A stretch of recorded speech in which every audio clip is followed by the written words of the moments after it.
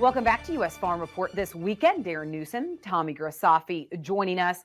A lot of market volatility lately. Darren, really, what is the market focused on right now?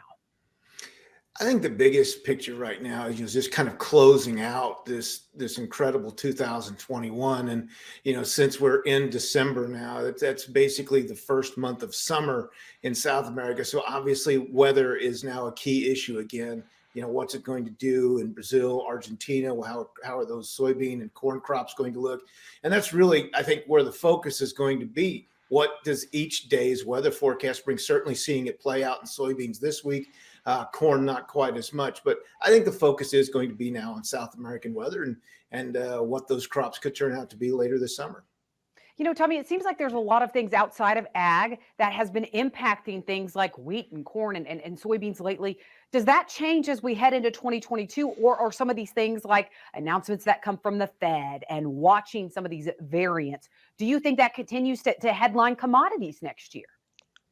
I do, Tyne. I'm very excited about the next 12 months of commodities. After that, it's very blurry. But the other day we had a Fed meeting, and a lot of times when we have a Federal Reserve meeting, you see a reaction that day. That initial reaction was a stock market explosion with the relief of, oh, the Fed's going to raise rates, but they want to make sure we have full employment.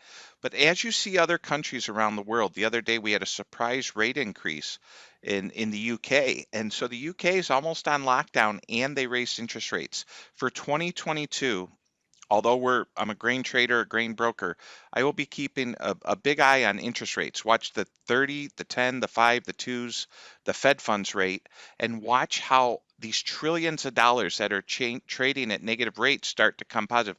We're not going to be able to continue to have 10, 15% inflation and think that nothing's going to happen. And it's just fascinating to watch. Look at a market like lumber that I thought was dead when it went from 1,500 to 500. It's back at 1,100 today. So speaking of inflation, Darren, I mean, when, last spring and late winter, we were talking about inflation and what the impact, how it could actually fuel commodity prices. Do you think that continues, or has that changed as we head into 2022? No, I think it's still an issue. I've always, I've been one of those, even though I know the word's been thrown out. I do think commodity inflation is transitory, and it's going to change. Supply and demand changes. We've seen it. As Tommy mentioned, we've seen lumber go up and come back down. We've seen natural gas go up and come back down. It's happening in coffee. It's happening in hogs. It's happening across the board. And so each market seems to get its turn.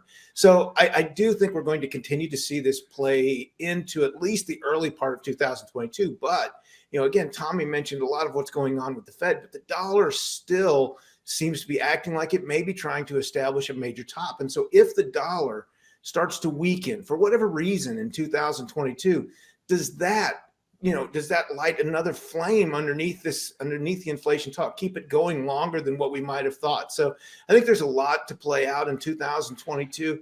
As far as commodities go, they're just going to continue to take their turn at the top. Is there a certain commodity, Tommy, that typically benefits most from inflation? And I'm not trying to spin inflation positively, but is there a commodity that kind of finds fuel more so than others? That's a great question, Tyne, not just because you asked it, but truly a great question. If we have rampant inflation, you would think gold would be exploding. So here we do have big time inflation. Gold and silver finishing this week strong, but overall gold unchanged on the year. So take everything you've ever learned about inflation. That's when we have to add crypto. Now, I think your viewers are like, we're watching US Farm Report and they're talking about crypto. The difference between crypto and the Fed is that you can't print any more Bitcoin, but the United States government, or grandma who had $100,000 in a CD this year, when you look at real inflation or what she could have made if that money was in the stock market, every 100,000 doing nothing lost 25,000 this year in its potential buying power. Crypto's going up 170% over the last 10 years. I don't own any, but I wish I did. Well, Darren, when you look at inflation in a time that we haven't had inflation before, what did we learn, do you think, that could benefit farmers now? Uh, what did we learn about inflation? you have to be willing to ride this out. I mean, and you have to use some of these ag markets as the economic indicators that they are, but for production agriculture, the biggest thing was, did we get fertilizer locked in? Because one of the key facets of inflation right now is a skyrocketing cost of fertilizer heading into next year. So I mean, it's just, how do we play it? What signals do we watch? What are our key economic indicators? These have all come into play here in 2021. I think they're going to be just as important in 22.